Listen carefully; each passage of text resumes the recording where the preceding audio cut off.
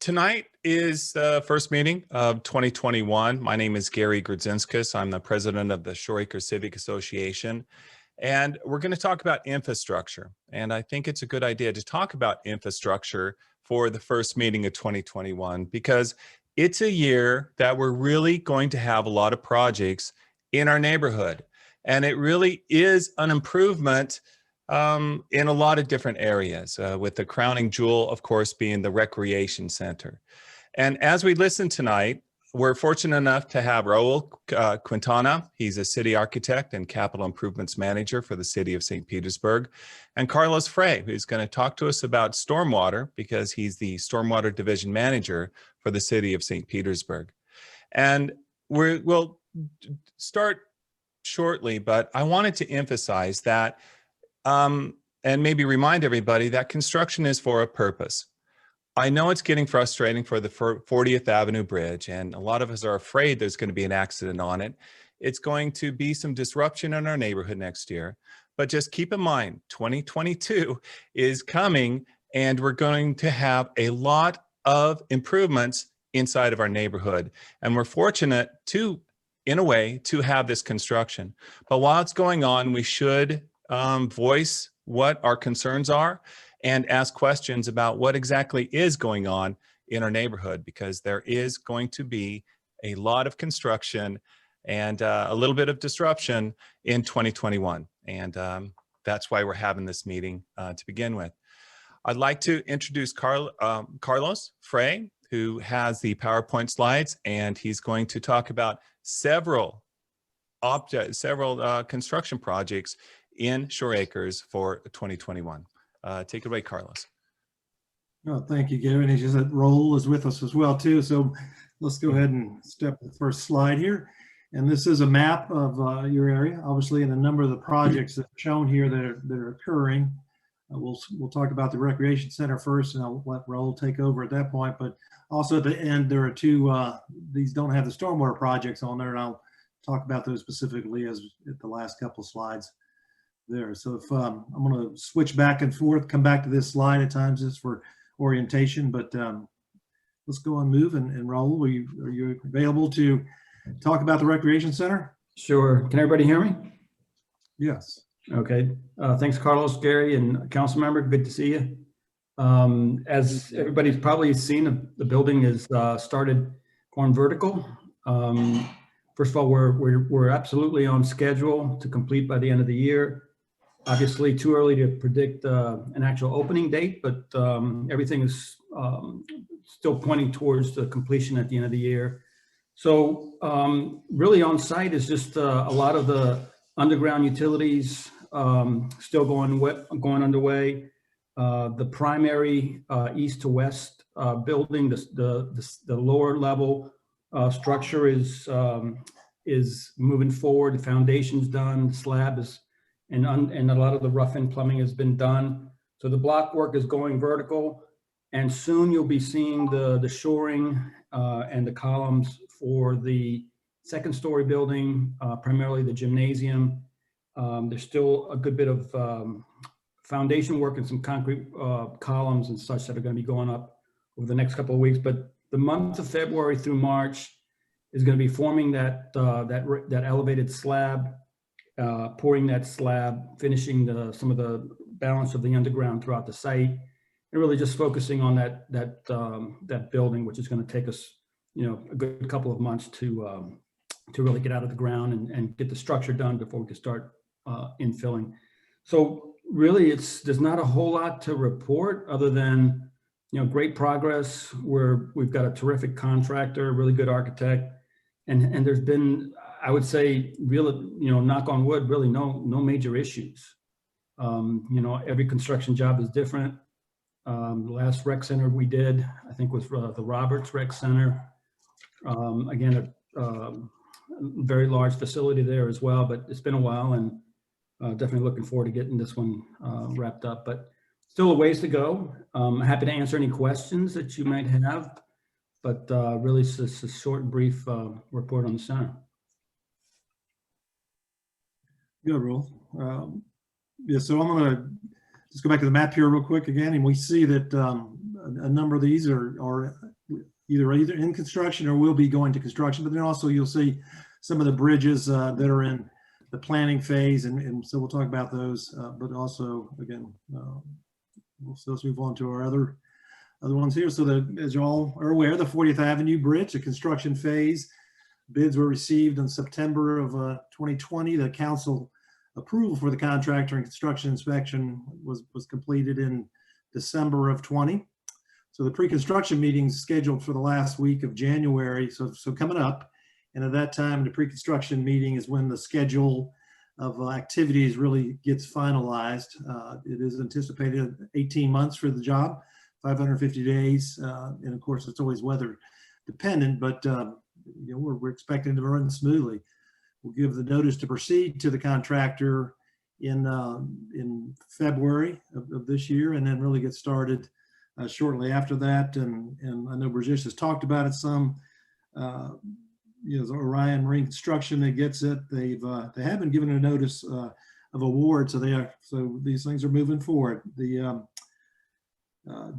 will be, as you may be aware, about a 4-week period during the demolition phase where the bridge will be closed. Otherwise, the bridge will have a 2-lane, one-way each way lane open for traffic to continue, but there will be a 4-week period that during construction the bridge will be closed, and that plenty of notice will be given in advance of that. As the MOT is established, there will be notice provided. So I don't have any questions on that, but that's kind of a high level. And after the pre-construction meeting, the schedule gets further developed and finalized, and that can be shared with you all at that time. Now, did you want to take questions after each project, or get to the end and kind of take it questions then? Yeah, I mean, if somebody wants to raise their hand while we're giving a presentation or something, we could do that, just so we're not bouncing back and forth. I think my question is, I was under the impression that they were going to just kind of build as the bridge is going on. I didn't know there's going to be a demolition and a 4-week delay.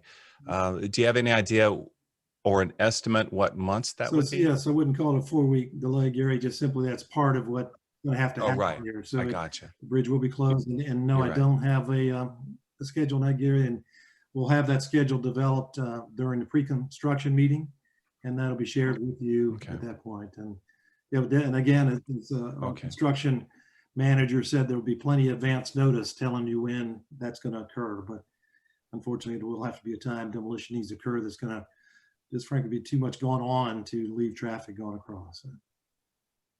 I understand. And hurricane season starts in June, and it would foreseeably be before hurricane season. I would very much hope so, Gary, and I'll pass that question. Okay. Right. That's a very good one. I'll pass it on, but I'm sure they have that thought out. But I'll bring that to our construction manager. Hey, Gary, real quick, it's Chase. Okay, thank you, Carlos. How you doing? Hi, Chase. Hey, are there any specs or renderings that you guys can share of the bridge at this moment, or will that be coming out in the next meeting? So it's a good question too. I'll put that on and I apologize. Brigitte is obviously the expert on all this, and I'm sitting in for him today, but I can see what we have and get that available to you. The plans are all finalized, and those would be available, but I think like you mentioned, you want a rendering or something that's what you're looking at as well. So yeah, we have a web page dedicated to this. Somebody could share that in the chat. I'll get to it if I can get a chance to get to it. And Carlos, if you could spread it on to, if there's any renderings, if there's any pictures or any material, that they can just post it on the page and we can direct them to that page. David, did you have a question? Gary. Carlos. Hi. Hey, Yeah. Hey guys, nice to see everyone's face on there. Hey, Ed. Hey, it's good to see you. Yeah. So one thing that a lot of people have been asking me is there an opportunity to recreate our wall, the wall of hands and so on? I know that's really kind of more finishing touches, but I wanted to kind of bring it at this stage just to see if there's possibilities of doing something along those lines at some point. Okay, so again, I'm gonna go ahead and take the notes here, Gary, or David, I'm sorry, and we'll give it Brigitte, and let's find out. Yeah, this was This was at the recreation center. We had a little wall. It's Okay. it's at our cover page. And yeah, if you could put a good word in for that, maybe we could work it out. Raul, are you able to? Yeah, do so anything? that wall is going to come down, obviously. It's down. Yeah, it's down, and that area is overflow parking. Haven't seen where we're going to be building any masonry walls around, so not sure exactly where that the hands would go. And also, just so you know, we do have a public art that's being selected. There's a committee that's working on it. Maybe there, you may even have someone on your association as part of that. And I think that's more at the entry plaza, something sculptural that on the kind of the north side of the building. But I can certainly pass it on to Parks. Let's see if there's a place and a way to, and if that's a desire, I'll pass it on. Yeah, Raul, one thing I was thinking of is, we have a divider between the neighboring property. I'm not sure if right now there's a vinyl fence or what it is, but maybe there's an opportunity there for a divider wall, and it being whether it's masonry or if we can do something even on the fence, some sort of painting or public art there with community involvement. Yeah, there is still a portion of a masonry wall along, I would say probably 2/3 of the west property line. And then there's some wood fencing associated with those. And I think we're actually extending portions of those walls, putting a little bit higher screen in some of those locations. Okay. Yeah, actually, David, I think that would be a good place for it. I know what you're talking about. I've looked at the diagrams. Yeah. Ed, did you have a question? I didn't have a question. I just, the website is 40thAvenueBridge.com, and pretty much every public document is on that website, and renderings of the bridge and what it would look like. Okay, and it's in the chat as well. Yeah. Okay, so the renderings may be up already. Let's see if there's anything new. Hey, CJ, from the time you have notice to proceed, what do you guys think is actually boots on the ground tearing the bridge down, the actual construction? So it is, as we have in a notice, the notice to proceed for the contract in February. It really, they'll get started pretty quick from there. They get setting up the MOT is the first thing, the maintenance of traffic and getting the traffic flow the way they need it. So I think you'll see them out there pretty quick on that once the notice to proceed is provided to them. And then just the 18 months of overall construction. Kyle had a question. It's a good question. When the bridge is closed, right, are the boats still going to be able to get through?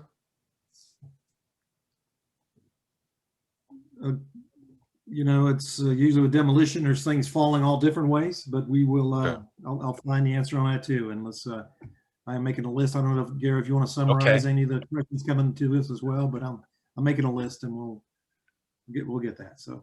All right, that's why we do this. Thank you, Carlos. And thank you, Kyle, for the question. I would hope so. It's people need to get out. So. Okay, if there's Okay, no very- more questions about the, oh, I'm sorry, go ahead.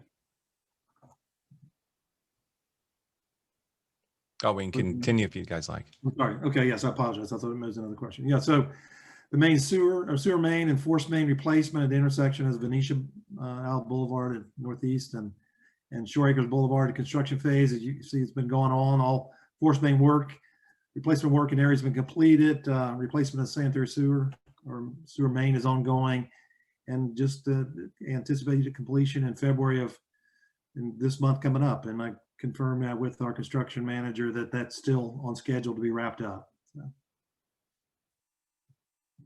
One thing out of your hair. So let me just go back up to the map here, and this we didn't have a slide on it, so I made some notes myself here, but the water main replacement there that goes for a little ways, it goes from Overlook Drive to north of Carson Street, and it's about a $1.4 million project. There's 4,000 linear feet of 8-inch pipe that's going to be directionally drilled and put in place.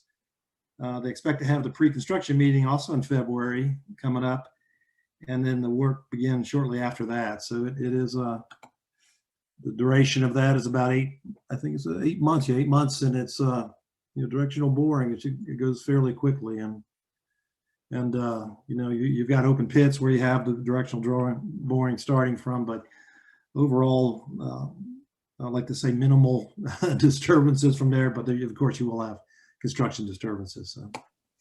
That's pretty remarkable technology. For those that don't understand, like I didn't understand before the meeting we had about this, is you basically have something that drills under the street, so you don't have to take the street up, except for where you put the bore in, and you pull the pipe back through.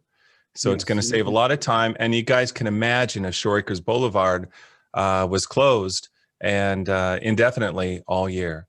So good thing for that technology.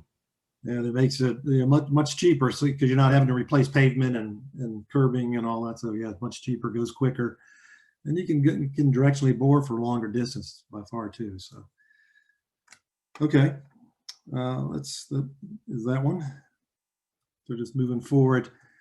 And so we have a number of projects in the planning phases, and this one is Overlook Drive, northeast over Smacks Bayou. It is, looking at that bridge and what kind of recommendations for the seawall and bridges. It's some of the work has been done. It is in the planning phase, as I said, but some of the work that's been done is surveys completed, a geotechnical, meaning they've done the soils investigations been completed, looked at the aquatic resources, and a lot of times those are where the seagrass beds extend up there, or what other macroinvertebrates or other, maybe living or growing down at the bottom. So the bridge hydraulic report is expected out this month. It's just going to help us that, along with the bridge development report. Both of those will help to formulate a design or design suggestions, design criteria, and these will be used to be presented, used for a public meeting to outline and present the details or design criteria at a public meeting. I would expect that in a couple months, but I don't want to commit to the time. I haven't been given that. We do expect the bridge development report in February, and so after that we'll have the public meetings with that information. Just going back up to the other. I don't know if anybody's have any questions on that. Again, more planning design ones here. We'll move into you have a couple other bridges here. We'll move into those now as well. So again, on Venetian Boulevard, northeast, south of Dover Street. This is another one that, much like here, we're again going into the planning phase, or doing the planning phase, where the survey's been completed, the geotechnical side has been done, the environmental field review's been completed. We'll have a draft bridge report, a development report in January, with the final bridge development report, and by March, again, it'll be another public meeting to present our findings and just provide some details on what we found, and then suggestions on moving forward on that. Well, you'll see a lot of opportunities to have meetings going forward. I got a quick question, if it's okay. Can you hear me? Yes, please. Yes, I can. Going back to the to the main diagram there, I noticed that the bridge replacement starting of spring 2021, and then the big storm, is that a stormwater or water main replacement going up there? Main, yeah, that's the direction of going. Now I noticed that that's on the kind of the main drag. That those folks that live between the bridge and that road they're actually gonna have to exit at a 22nd or 62nd. Is that gonna have any impacts, with the bridge being out and all those folks trying to go east using that main drag to get out? Is that road gonna be closed, or is it just, one lane at a time? No, again, as Gary's saying there, you work in the right of way, you work off the streets. We're not closing the streets for this work. It all can be done in the grass right of ways, in the drilling. The directional drilling occurs from there. Okay, gotcha. Sorry about that. I came a couple minutes late, so hopefully I didn't backtrack anybody. No, it's a good question. Thanks for bringing that back up again. There's always a chance that they run into something and might have to close something off briefly, but generally, in all cases, really, the directional drilling will be done in the right of way. Roger, thank you. I'm sorry, in the grass right of way, not in the road. So. Yeah, thanks for your question, Clayton. So these bridge, we're talking about a replacement of these bridge, service of these bridges. Yeah, so we're not quite there yet with that, and that's what the planning reports that we expected to get in. We know Overlook Drive, for example, that the seawalls have had some, rotation to them, but had that the erosion behind them, which can so that while looking at that, looking at the bridge, and so I don't have an answer for that, but I think the planning report's coming up here very shortly should provide that. And that'll be Okay. brought to you, and that's really the cases for the other. And we'll certainly, and we'll certainly keep the neighborhood informed of when these meetings are, because as everybody knows, sometimes you can speak up, but it might be too late. That everything is beyond planning and it's being implemented.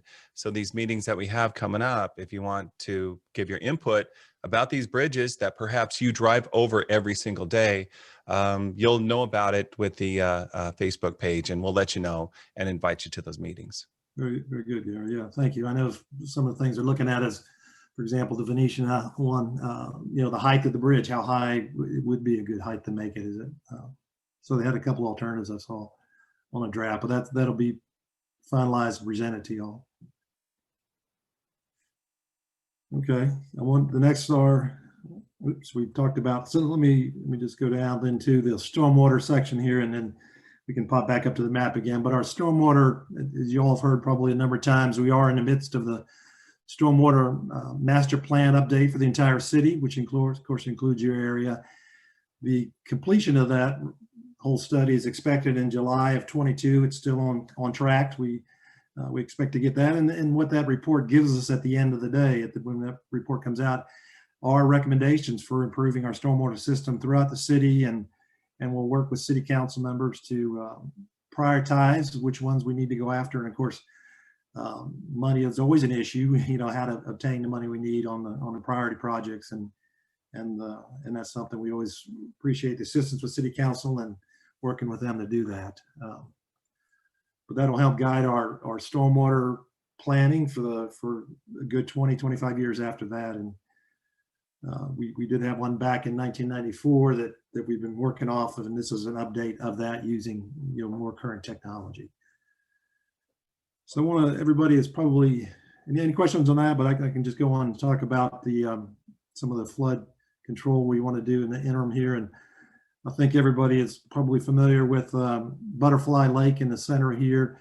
There is a large culvert, a 5x12, that comes out of Butterfly Lake to the south and joins into Delaware, heads east over to Helena, and then down south on the Helena to Arizona this way here. So it's one long continuous box culvert. It has many adjoining catch basins that come in at the intersections. And this area, this has been the source of some of a number of the flooding that comes in under high tides or spring tides, particularly, that we see some inundation of the intersections. So our goal here is to stop that. And what we've been doing is, as many of you are probably aware, we've been putting in backflow preventers throughout Shore Acres here. We've installed a couple more at Huntington in Delaware, and I think that's worked. I haven't gotten any complaints on the seasonal flooding, the tidal flooding there. But we have a couple more lower intersections that we have identified that we're looking to put them in at along that box culvert. These do present a little of a tricky situation in getting them installed, and that you have to have divers. They have to enter through one of the manholes or through Butterfly Lake up there, and then basically swim up to the outfalls, and that they are submerged the entire time. And so the backflow preventers are put in from inside the culvert and with divers. So it is a kind of a unique occupation, I think. But the backflow preventers, if you're not familiar with it, just simply are valves that are in place that when stormwater comes, they build up a little head pressure and they can flow out, but when the tides rise, it blocks the tides from coming back up, and that's the purpose of this. So there are well over, within that culverted system there I talked about, well over 30 additional catch basins and locations that would need protected. So instead, we're looking, and I'll go back down to our slide here.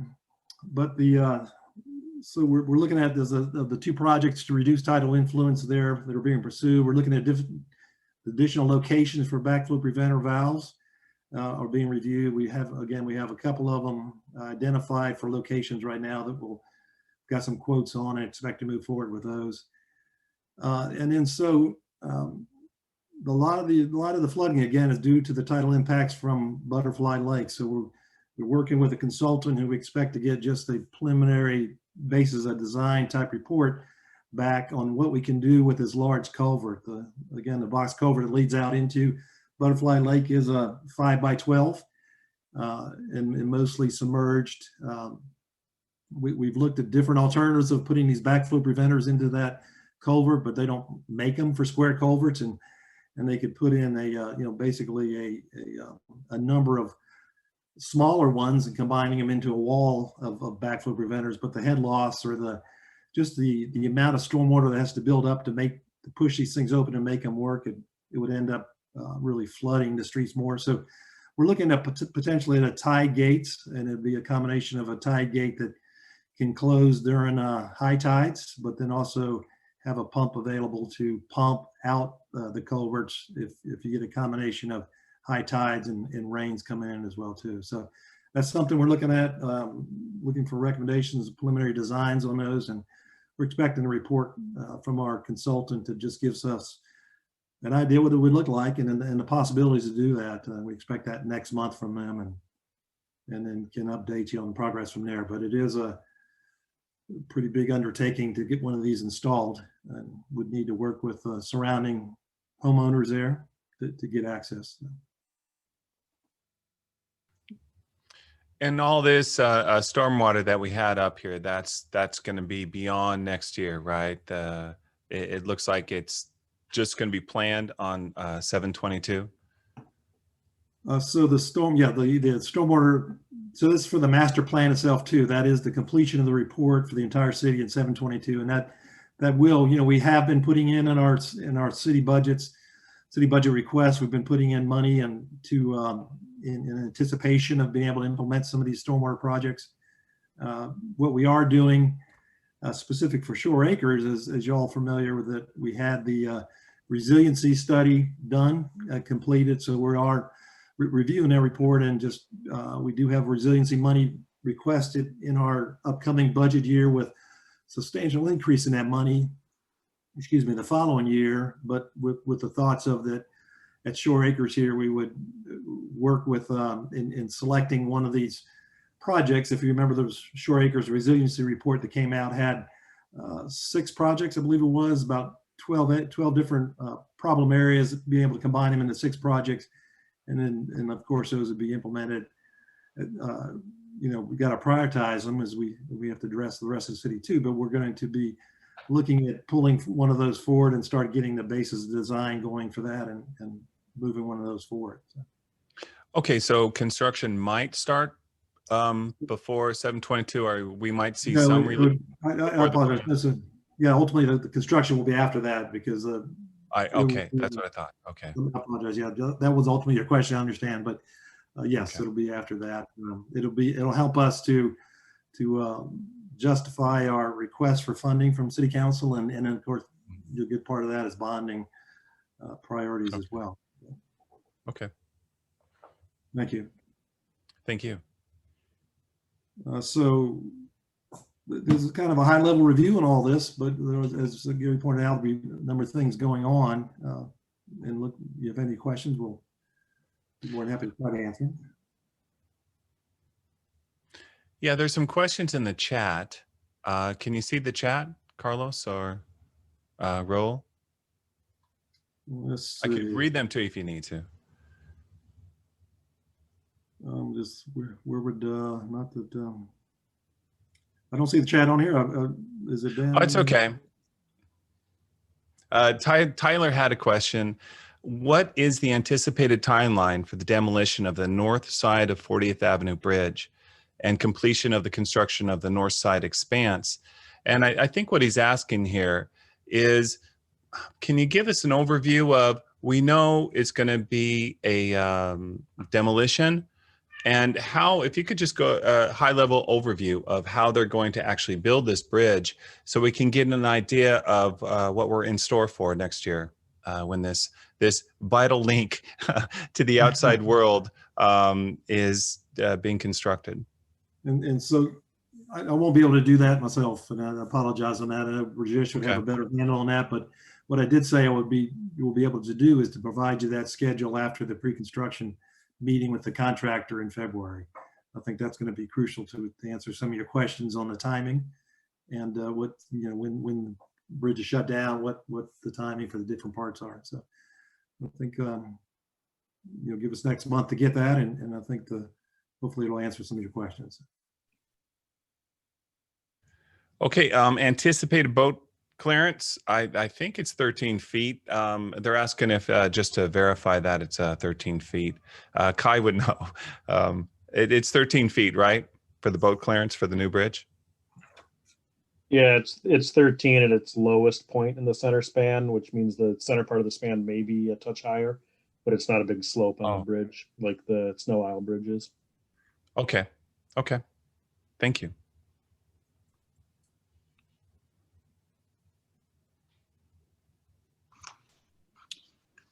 Hey, Gary? Yeah. Yeah, Ed Montanari here. The phasing of the construction of the bridge, all that information is on the 40th Avenue Bridge website. And we do have, City Council's been briefed on it multiple times. I could send you a PowerPoint that with just those slides that you can distribute to the. That would be great. Yeah, and if we could maybe get those on the site, and what I'll do is I'll post them up there because it's probably the number one kind of issue we have for the community that gets that gets people riled up. That people are most interested in the bridge because there is a perception that it's kind of been sitting there a long time, and it's people drive so fast around each other. But I know, Councilman, that you are well aware of that, and everybody's working hard to start construction and get that thing going. Absolutely. We'll get you that tomorrow morning.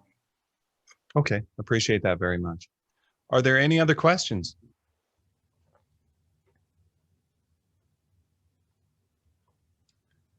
Hey, Gary, I just stuck one in the chat. I don't know if it's appropriate for this meeting, but because we're talking kind of more, drainage, sewage, infrastructure, water. The middle school, does anybody in the call possibly have any updates on the construction of the middle school or the YMCA? I didn't know if Ed or anybody else may have any insight into that. I haven't heard anything about it. I can check on it with David Jezik at the YMCA and kind of see what the status of it is. But I haven't gotten an update for, I think it's been maybe 9 months or so on what's going on there. Yeah, same with me. We had those first updates and the plans, and I haven't heard anything in that as far as how it's going with the middle school. I know they're intertwined, the YMCA and the middle school. It's kind of a collaboration. The YMCA, there is no space in Pinellas County. It's very hard to find a big plot of land. And the way they coordinate the middle school with the YMCA, they both kind of have somewhat of a codependency with each other. So it's a complicated financial matter and funding way they're doing it. I think it's genius, and it's going to be a great addition to our neighborhood. And hopefully it's in time for my son Sam, his last year in middle school. He'll be able to go to that middle school. And we're also working on having priority for the people at Shore Acres Elementary to gain entry into that school automatically.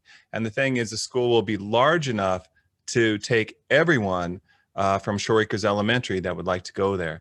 And also the people at private schools, of course, in Shore Acres that would like to go there. But again, fingers crossed. I know it was when I spoke with the superintendent, he was all go on it, you know, that they had the financing, that they had the money positioned for it, and they're waiting for the YMCA. So that's the best update I can give. Great. Thanks, Gary. Yeah, you're welcome. Thanks for the question. Okay, thank you so much for coming in and talking about this. We are having a year where there's going to be a lot of changes, and some other things that Shore Acres Civic Association is working on is, let me see the view here so people can actually see this one. There we go. One of the changes that we are making is the entry point signs. If you guys haven't noticed, the entry point signs and this is a Shore Acres Civic Association, not a city thing.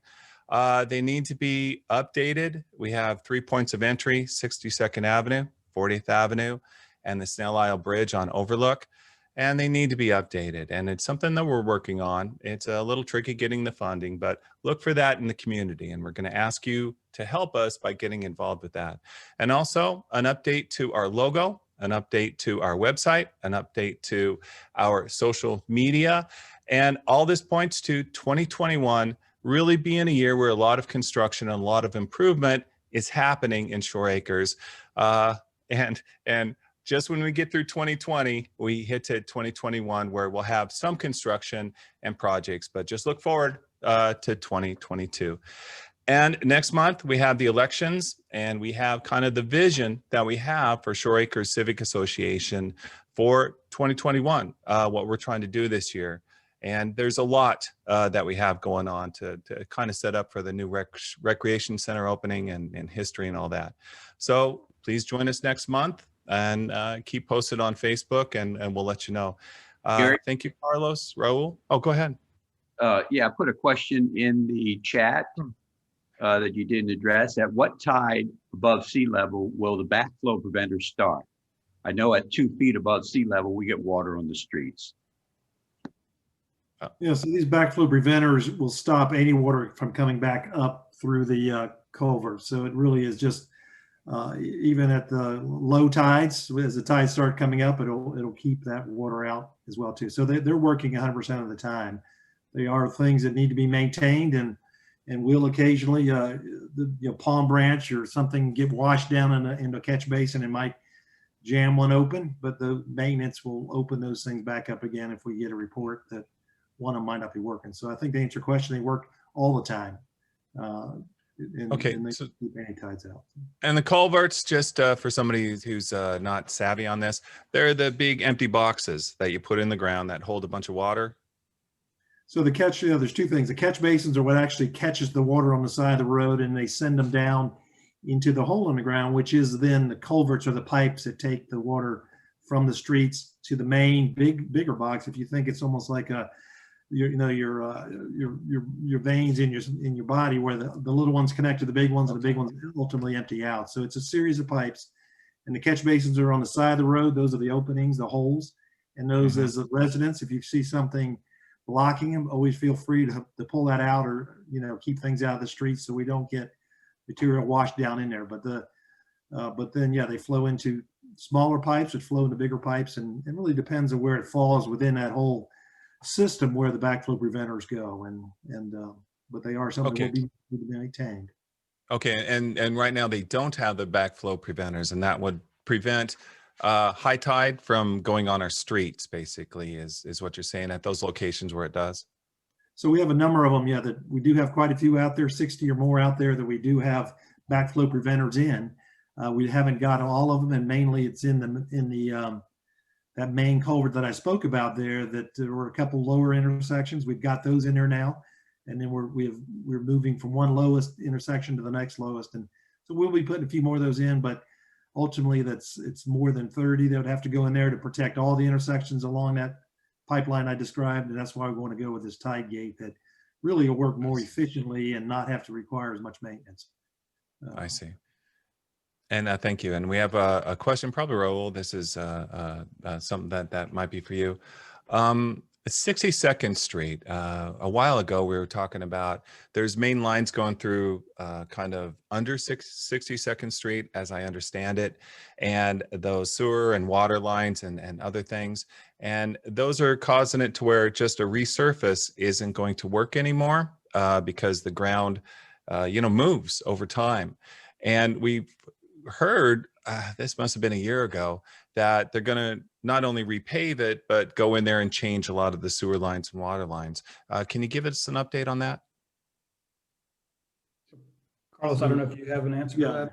for I that. don't have a specific answer on that, but some of the updates may simply be that we need to line some of those pipes as some of these, whether they're stormwater or sanitary sewer or something, they occasionally begin to leak, and then it will pull sands and soils down in with them, and it can cause some shifting of the ground, which can cause a shifting the road. So it may be that we need to just simply have those pipes lined. We can find out if they are on the lining schedule, but that's often the repair that you use. When I say lining, it's really putting a sock on the inside of the pipe and then chemically sealing it to the pipe. And it really provides a lot of rigidity and repairs the pipe back to its normal. Yeah, that's a real cool technology. I went and talked to the guys who were across the street doing it to a sewer line, and it's like this big. They put it in it, and they got all the steam going up, and it just fits in the sewer line, which is great. Yes, you're right. So I can get more details on if you want that, on what exactly we hope to do there, but that's often what we do to get the streets. Yeah, because 62nd Avenue is really important to us. It's one of the three ways we can get off the neighborhood, basically. Any other questions?